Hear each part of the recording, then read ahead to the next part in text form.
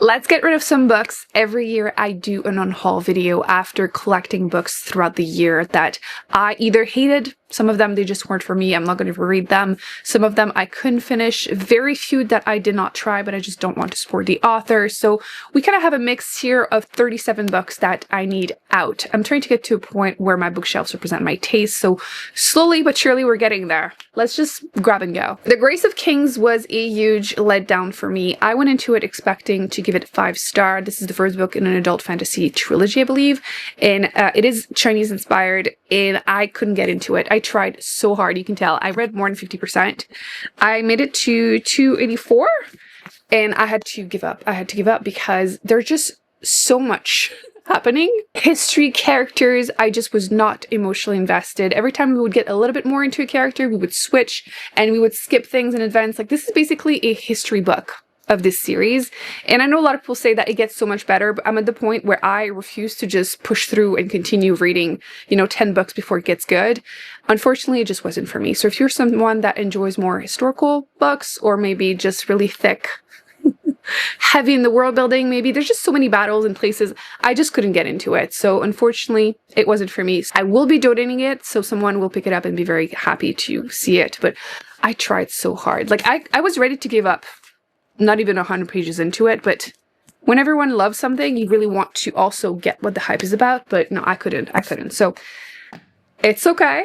Also wanted to try this author because I see her books everywhere and they look like the perfect summer read. Like, even right now, I'm like, oh, that sounds appealing. This is the Hotel Nantucket.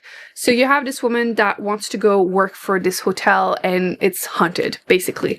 I did not make it far. I made it page 58 when I had to give up because I couldn't do it. I felt like I was in the target audience.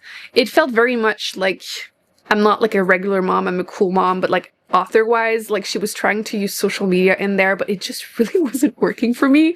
Again, that's going to be subjective for you. Like, some books are just badly written. Some of them, you're just not personally entertained. So I think that's what happened to me. I put it down basically because the character was saying that she was ready to slay, and I was like the last drop for me. I was like, I can't do it anymore. It has fantastic reviews. So if this is for you, it is for you. So I'm going to be also donating that. I'm sure someone's going to be excited to pick it up, but yeah. I have satisfied my curiosity though, and I know that this author is just not for me. Speaking of authors that do not work for me, there's absolutely no way for me to have this conversation without some people thinking I'm a snob, and I'm okay with it. I read for enjoyment. I'm fully aware of this. Some of the books that I think are amazing, and I had a lot of fun reading, I know that objectively speaking, they're not, great quality, and that's okay. That's okay. But sometimes you get so low that I'm just really concerned. And Freedom and Faden, I bought these 2 books because she was so popular, and I was like, fine, I love a good mystery thriller. Sometimes the popular ones can be hit and miss for me, but they're so popular. She has so many books. It must be, there must be a reason. So I read The Housemaid, and then I didn't finish this one, Never Lie, because I couldn't do it. But this is genuinely some of the worst writing I have ever read on this channel, or in general. I read at this point probably like 1,000 books on this channel, and probably my number one. Just genuinely the worst, most mediocre writing I've ever read, concerningly so. And before people freak out, I do think that entertainment is subjective. Again, if you read this and you're like, they're terrible, but I find them super entertaining, popcorn read, totally fair. But I do think that there is such a thing as objectively rating a book, like quality of the writing, the plot not making sense, the world building, the characters, like there's such a thing, like the grammar, the sentences, like there's such a thing as objectively, or a objectively bad book. You can't convince me otherwise. Like, these are just so bad. And I went into it super open-minded. I read The Housemaid and I kept pushing through because I kept thinking the ending must be the reason why everyone reads these. But no. The character went to prison for years and developed absolutely no street smart. Like, not even just street smart, no common sense whatsoever. At first, you don't know why she went, but she comes out and she needs a job, so she kind of lies and gets hired by this family, this rich family that has a kid, to be their housemaid. And the woman is a complete mess, but the husband is oh so nice and they're rich. Like, it makes no sense. How is that not a red flag automatically? Not a spoiler. I'm trying to keep this spoiler free. But my main issue is that throughout the book, I genuinely believe that these conversations, because again, so badly written, I genuinely believe they were happening in her head and she was crazy. Because it made no sense whatsoever. So it just kept getting worse and worse. And then I tried Never Lie. And really early on, I had to put it down because the main female character, she's trying to buy a house with her boyfriend. And like, there's already so many red flags. Like, she's saying, like, he has a temper, there's this and that. And then there's the descriptions of their outfit, which I feel like gives really strong fanfiction quality of writing, which some fanfiction can actually be really good.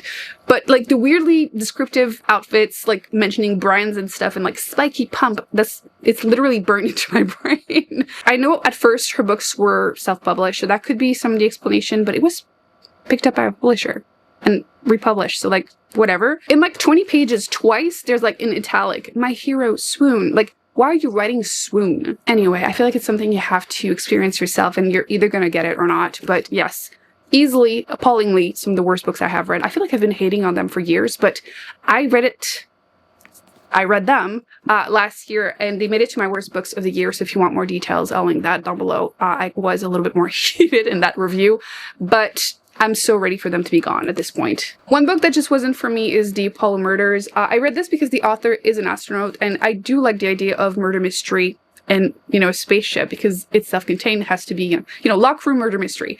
I love the idea, but this was a lot more pew-pew, like Russian war stuff. Really not military, like really, really, really, really not for me. And the writing was extremely dry. Like, it feels like something like a dad would read. That's the best way I can explain it. So no interest, so no hard feelings, just really wasn't the target audience. This one I'm getting rid of because, bear with me, the Dragon Reborn, I bought a copy, and for some reason at home I had 2 copies. Freaks me out, so this is going. I still have the other copy, so we're fine, but like, this is weird, it has to go. Interview with the Vampire. This was an okay book. Again, no hard feelings. I've heard that the TV show is better. I am not very far. I think I've only watched the first 2 episodes. I'm terrible at finishing TV shows, so whatever. I had issues with the child being a vampire. I'm sorry. If you're going to turn a, like, 5-year-old, how old is she? Doesn't matter. If you're going to describe her in a way that is, like, sensual or just any kind of sexual, no. No. I've heard a story, apparently the author wrote her because her child doesn't make it better. Doesn't make it better. So I feel like it really tainted my opinion because that happens pretty early on, like not even 100 pages. And I just couldn't stop thinking about it. Like, her eyes were woman's eyes. She's 5. Do not go there. Please, please don't go there. So yeah, no. There were a few other moments like that. No. I just wasn't that emotionally invested in the story, and obviously this was just the one thing that really stood out to me, but yeah, it was fine. I just don't want it on my shelf. Try to find one that I have a strong opinion. Oh, another one that made it to my worst books of last year, so if you want to hear the whole rant, watch that, but The Bell Jar. I sometimes will keep books on my shelf for years because I know I'm going to give them 5-star. You know, I'm looking forward to them. It makes me happy to see them on my shelves. And this was that for me because I had seen it on so many lists of like must-read feminist books. And I now resent all of these people because what is wrong with you? This has to be the most racist book I've ever read on Booktube because it's also really fatphobic and apparently gets homophobic, but I did not get there because I put it down at page 152. I had like 70 pages left and I couldn't even do it because it was nonstop, relentless, just relentless. And it wasn't subtle either. And before people say, you know, author, character doesn't have to be, I understand that, but ultimately this is at least partially autobiographical, and it's just in a way that it's especially bad because often the main female character describes herself in negative light to a woman of color. For example, I looked horrible, like I look so tired, I look like a Chinese woman. Like, that's the polite way of rephrasing the sentence. There is the N-word, like really specific ones too that I had never heard. There was one time, I don't know where it is, it doesn't matter, that she talks negatively about Aztec, which like so weirdly specific. Like, did people used to be racist like that? I don't know. Either way, doesn't matter. I feel like at this point my resentment isn't even so much about the book, which it is, but I found the book boring. Like, if it wasn't so well known, I would have picked it up, put it down super quickly because I didn't enjoy it. And again, if you relate to the character because of the way she is depressed, if you perceive that as being feminist for the years, that is on you. I personally don't think that being depressed justifies being racist, but again, I'm exaggerating a little bit with the description, but you get what I mean. Ultimately, I'm mostly resentful that, again, I saw it on so many lists and so many people give it 5-star, like this was life-changing for them, and like me not getting it, fine. But you not mentioning that it is super racist is a red flag to me. I will say that there is 2 really good quotes in here. There's like the fig tree, which is really popular. There was another one about marriage. I agree, these were good ideas, feminist ideas for the time, fair enough. But again, it doesn't justify all of the rest. And please, if you're going to rave about this book, mention these issues, otherwise I will not watch you. Here's the quote. Then my ears went funny and I noticed a big smudgy-eyed Chinese woman staring idiotically into my face. It was only me, of course. I feel like that's the kind of stuff that would get you kicked out of Love Island. So let's do a couple rapid fire ones. I recently did a Read It, Unhaul It, like extreme declutter edition. Basically, I was reading the first couple pages, couple chapters of a lot of YA fantasy and sci-fi books that had been on my shelf for years. And at this point, I just wanted to make a decision. Did I want to read them or just get rid of them? So I basically got rid of them as soon as they annoyed me. So Hex Hall, I love the idea of witchy anything, and on her 12th birthday, again, this has been on my shelf for years, she finds out that she has magic, which, cool. I mean, even as an adult, I could read that, but I was getting really strong, oh, I wish I had put a post-it. I was getting really strong, not like other girls vibes, and at my age, I can't look past it. So again, I will be donating that. I'm sure someone's gonna be happy to find it. Iron Trowel, didn't even try this one. I'm pretty sure I read the first chapter of a bunch of stuff and whatever. The Glass Sentence, I believe this is the one I finished. Like the fact that I'm not even sure. I'm usually really good at remembering the books I have read, but if you like maps, magic, fantasy, I feel like once again something that I would have enjoyed a lot more if I had been younger. It was fine, the writing was good, but clearly the story did not stick with me that well. But it's the first book in a trilogy and I'm not going to continue. So again, I think someone else is going to be happy to find it. You have Queen of Hearts, which is another YA fantasy inspired by the Queen of Hearts. And I wanted to keep it for a long time on my shelf without trying it because I like the cover. But again, at this point, I'm ready for it to be gone. Basically, the first chapter is just her seeing her dad, who seems very strict, and turns out she has another sibling. Whatever. Again, between the other ones, it just didn't stand out. Oh, see, this is the other one that I was mixing it. This is the one that I almost read.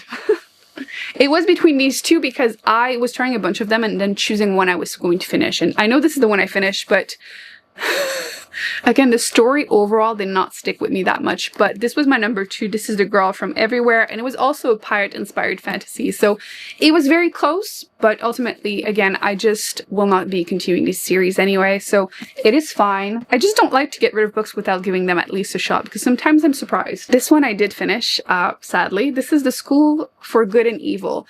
I was absolutely shocked. This is a middle grade magical school fantasy, and I'm a huge fan of magical school, not so much middle grade, but it had been on my shelf for years. I knew it was really popular, so I was like, you know what, I'm gonna give it a shot before getting rid of it. And I finished it just out of pure shock because I kept feeling like it has to get better because again, it is so popular.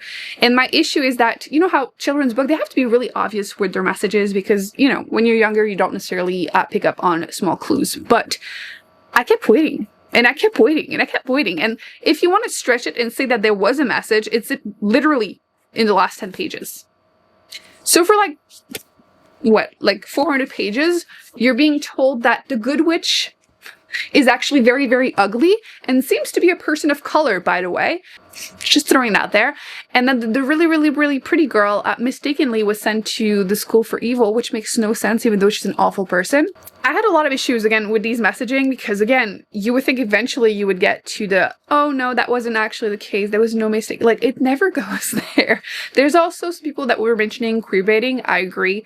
But mostly my issue is that the author seems to forget throughout the book that he's writing about little girls. And I had to Google it because I got to a point where I was like, this has to be a male author. And yes, it is, because some of these descriptions, red flag to me.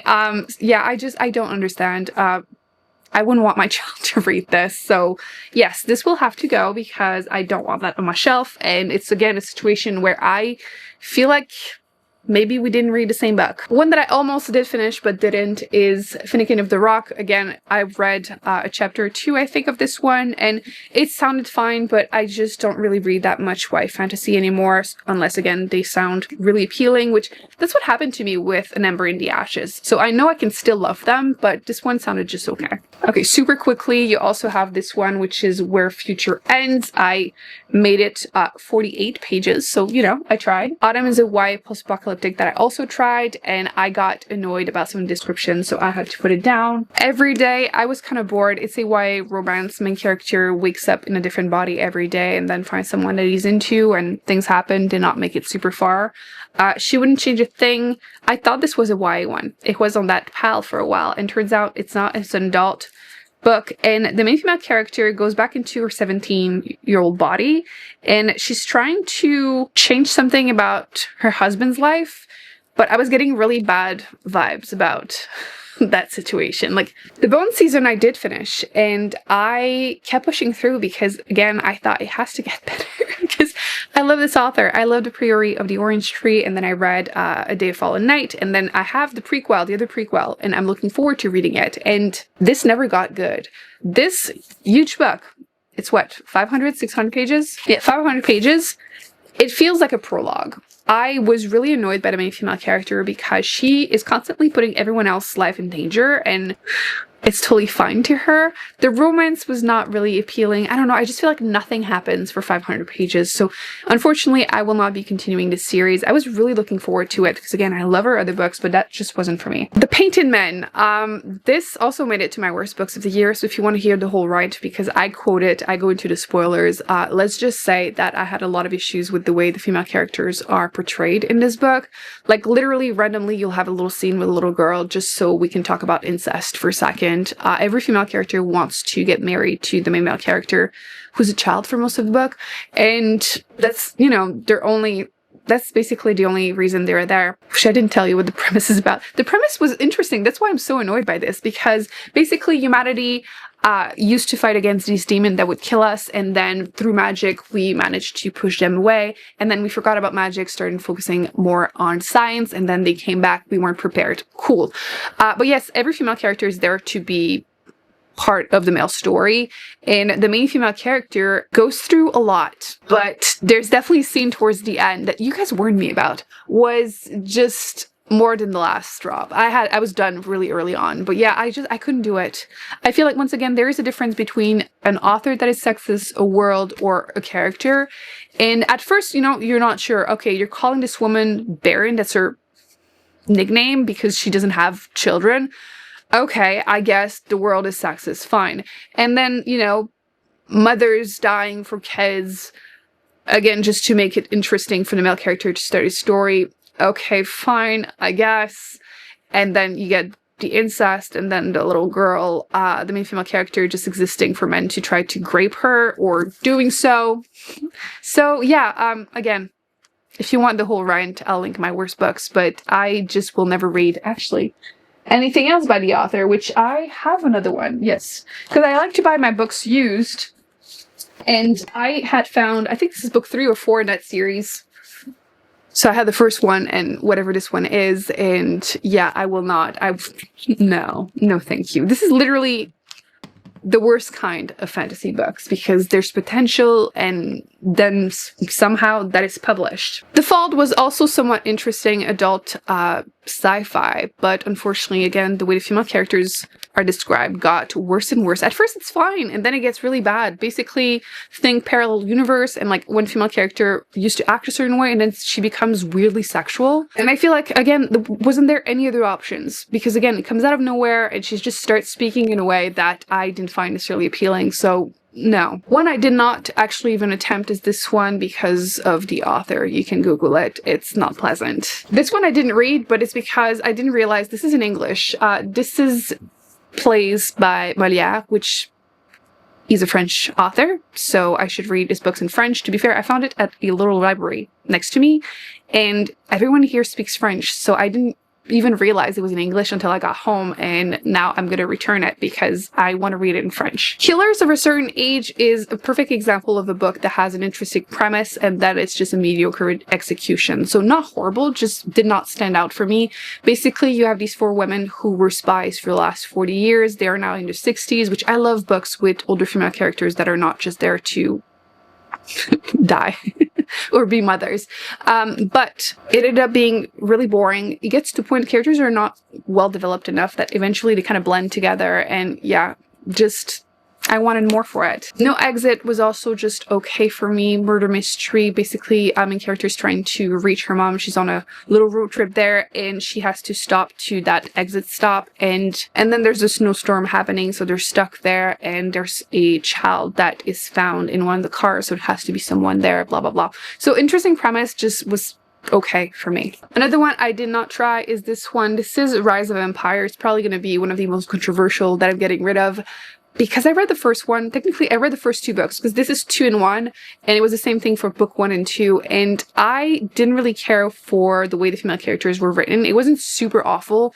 It's just that it's very classic fantasy in the sense that most of the female characters are prostitute, and then there's the whole like virginal princess, which I've heard it gets better, but at this point it's been probably 5+ years since I read book 1 and 2, so I just don't think I'm going to continue. There's so many other fantasy books that I want to read, so yeah, I'm just not going to pick it up, so it's fine. Come Find Me by Megan Miranda. I really like her adult books. I did not realize this was a YA one. I, again, bought it used, so I don't really have an issue getting rid of it. I didn't put a post-it. I read a good portion of it, like at least 50 pages before giving up on it, because it felt really YA in a sense that some of the romance you can see coming. I know, I'm too old. The Knife of Never Letting Go. This had been on my shelf for absolutely ever too. I used to read a lot of Patrick Ness, and some of them I did really enjoy. This is why sci-fi, and it was okay. I will not forgive the author for what I did towards the end. I can spoil it in the comment section, but it was just okay. Oh my, I literally forgot I owned this. I ordered online this edition of A Tale of Two Cities by Charles Dickens, and you're probably not going to be able to tell, but it's pixelated. I don't know, it's not an actual, like, proper book. And, like, there's no page number, there's, like, I just don't trust it. I got my money back, so it's fine, but, like, is this, like, an illegal kind of book? I don't know. So I might still donate it. Maybe someone is going to want to read it, because whatever, but how? The Perfect Marriage is another perfect example of a book that I don't understand the hype. I thought the writing was incredibly mediocre. I could not finish it because of the main female character. She was really annoying me really quickly. Basically, she's a lawyer and her husband is being accused of murdering his mistress. And the way it's written, like, I just want to just shake her. Like, she seemed really, really dumb. I feel like there are things that I saw coming. Like, I know how it ends now, but I could just call it out. And again, the weirdly specific outfit descriptions, which fanfiction vibes. Again, the writing was just not great. The way she talks to police right away, like, no lawyer would do that. Anyway, I had a lot of issues with this one really quickly, just not for me. Another Y has to go. Prey by Michael Crichton. This was my 3rd book by the author. I also could not finish it. I had really enjoyed Jurassic Park and is it Timeline, the one about time travel? And I have since Googled him and learned things, but he goes on a weird, like, men's rights rant that has nothing to do with the story, and I just had to pause the book and Google him because no. So I just couldn't finish it. It has nothing to do with the story. Like, why are you going there? No. I love reading classic sci-fi, or I used to, because I used to really like to see, you know, the concepts that are now, you know, how they're used now, where it started, where it is now. And again, just appallingly sexist. Like, the way the main female character is described is ridiculous. Basically, this guy is like 100-something years old, whatever. It's his birthday, and he has sex with this girl who's like the granddaughter of someone he used to have a thing for, and like the way he describes her just being useful if she travels, wink wink, that like he'll take a woman to travel next time, and like it's just, no, really quickly I figured out it wasn't going to be for me. 62. Like, there's even like an alien race that is incredibly sexist too. Like, no. If I can have 10 examples of things that annoy me throughout the book in 60 pages. Dune. I kept this one on my shelf for years after reading it because this edition is so pretty, and I really hated this book. I found it boring. I found the writing incredibly tedious. I really struggled to go through this. Again, the book that I kept on my shelf for years thinking I was going to give it 5-star, and I really hated it. I couldn't stand the character. I couldn't stand Paul. I feel like people are always shocked when you mention something negative about this book, even if they haven't read it. But if you try, you're going to really see what I mean by tedious writing. It is slow, it is boring, and I found the pacing annoying too. But I think what disappointed me is that you early on get into this book and you're told that this other planet, like their magic is through the women, the female characters, and then the strongest of all time is going to be a man. And it's like, oh, okay, I thought it was going to be progressive for the time, and then now it goes exactly where they always do. And I hated the way it treated another female character. Again, I'm going to keep this vague. But if you've seen the movie, at least you know what I mean. And I even had issues with the way his mother, their relationship was weird in the book. Anyway, no, not for me. Another YA one. Let's Not Forget About the Mountain Is You, a self-help book about self-sabotage, which I bought this because it was really popular. I was curious. Honestly, at this point, I know self-help is not for me. I can't help but side-eye the authors, unless they're like expert in their field kind of thing. I just feel like they're grifters. That's how I feel. And in this one, oh, see, that is a really good example. In this one, I didn't finish it. I think I made it like 100 pages into it. Yeah, 90 pages. She mentions, again, for example, that the reason you're not rich is because you grew up thinking that rich people were bad. Yes, Brianna, that is the reason people are starving. It's because they have the wrong mindset. Like, come on, no. That's it. I hope you enjoyed this video. Please feel free to leave in the comment section your own subjective review about these, whether you like them or you also hated them. And I will be putting more videos on the screen that I recommend you check out, including my worst books of 2024. That way you can get all the spoilers for some of these books that I truly hated. And I will see you in my next one very soon. Bye.